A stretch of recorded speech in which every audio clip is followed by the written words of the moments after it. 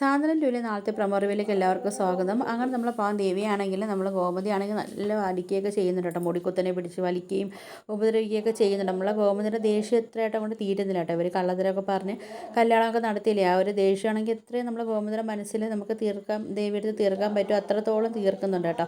അങ്ങനെ നമ്മളെ ഗോമതി പറയുന്നുണ്ട്, നാളെ മുതൽ നിൻ്റെ അച്ഛനും അമ്മയും ഗോമതിയുടെ മറ്റൊരു മുഖവാ കാണാൻ പോകുന്നതെന്നൊക്കെ പറയുന്നുണ്ട്. എന്നിട്ട് നമ്മളെ മിത്രയും മീനാക്ഷിയൊക്കെ നമ്മളെ ഗോമതിയെ പിടിച്ച് മാറ്റാനൊക്കെ നോക്കുന്നുണ്ടെങ്കിൽ നമ്മളെ ഗോമതി അങ്ങോട്ട് അടങ്ങുകയൊന്നും ചെയ്യുന്നില്ല കേട്ടോ. പിന്നെ കാണിക്കുന്നത് നമ്മളെ ബാലനാണെങ്കിൽ നമ്മളെ ഉദയഭാനുവിനെ വിളിക്കുന്നുണ്ട്. വിളിച്ചിട്ട് പറയുന്നുണ്ട് സാറും സാറിൻ്റെ ഭാര്യയും കൂടെ നാളെ ഒന്ന് ഇങ്ങോട്ട് വരണേന്നൊക്കെ പറയുന്നുണ്ട് കേട്ടോ. അപ്പോൾ നമ്മളെ ഉദയഭാനു പറയുന്നുണ്ട്, എന്താ സാർ എന്തെങ്കിലും ഫംഗ്ഷൻ ഉണ്ടോ എന്നൊക്കെ ചോദിക്കുമ്പം നമ്മളെ ബാലൻ പറഞ്ഞു, ആ ഒരു ചടങ്ങ് നടത്താനുണ്ട്, എന്തായാലും സാറും സാറിൻ്റെ ഭാര്യ ഇവിടെ ഒന്ന് വരാനൊക്കെ പറയുന്നുണ്ട്.